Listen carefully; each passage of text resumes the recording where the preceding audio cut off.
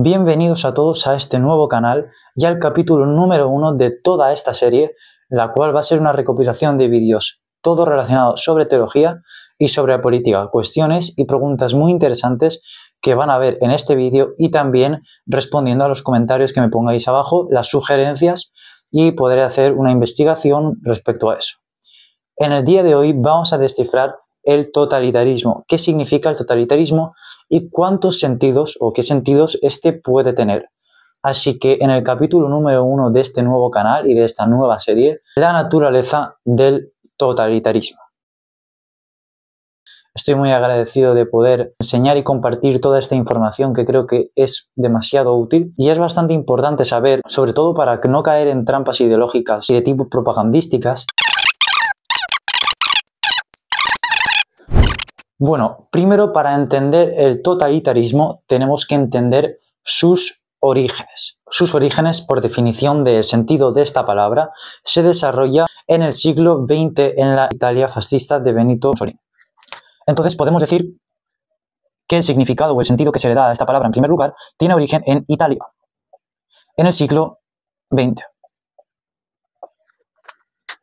Según esta definición que nos da la RAE y también que nos da la aprobación mayoritaria sobre el sentido de esta palabra primordial, podríamos definir el sentido político de esta palabra como la supresión de las instituciones públicas y privadas al servicio estatal. Es decir, que se pueden restringir derechos y libertades mínimamente autónomas en las cuales el Estado tiene control de estas.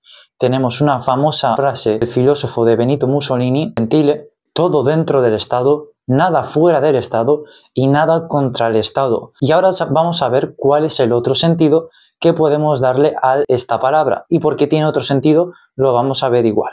Pero primero que nada, esto es un poco triquiñoso, porque si nos vamos a la definición de lo que significa totalitarismo, vamos al sentido político. Pero ¿cuál realmente es el sentido?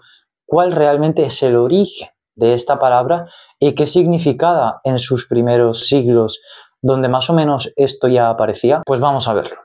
Viene del latín. Perdonadme si tengo mala letra, pero no puedo hacer otra cosa, perdón. Vale,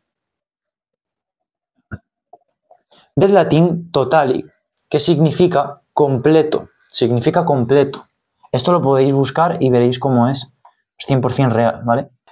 Ahora, dentro de esta definición de lo que nosotros conocemos como completo pueden haber diferentes interpretaciones. Y por esto, pues es que vamos a diferentes interpretaciones del totalitarismo, porque completo pueden significar dos cosas, depende de la perspectiva de cada uno. Completo es algo en su totalidad, por esto el origen de totalitarismo. Pero algo que es completo no tiene por qué ser únicamente una supresión de todas las demás cosas subordinada al interés personal.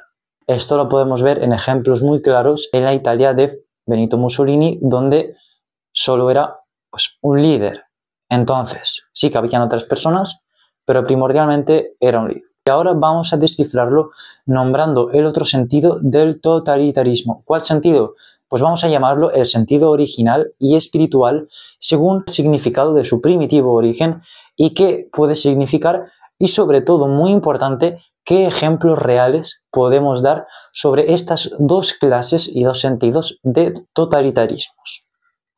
Vayamos. Entonces, aquí he puesto origen, pero podemos llamarlo origen político, ¿vale? Entonces, origen político. Espero que lo veáis, no sé si lo veréis, pero bueno.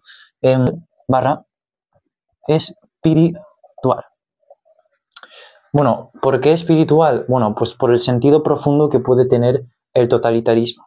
Y como a veces el totalitarismo original o espiritual, que puede ser el primero de todos, se puede extrapolar y se puede confundir en otra clase de aspectos, como puede ser el político, que ya hemos visto que es formulado en el siglo XX por Italia y que no solo Italia ha usado, sino probablemente más. Pero entonces vamos a ver cuál es el origen original y espiritual. Vamos a definir el totalitarismo según su significado original o espiritual como el orden de las clases o de las instituciones con autonomía concisa al servicio superior o motor primero.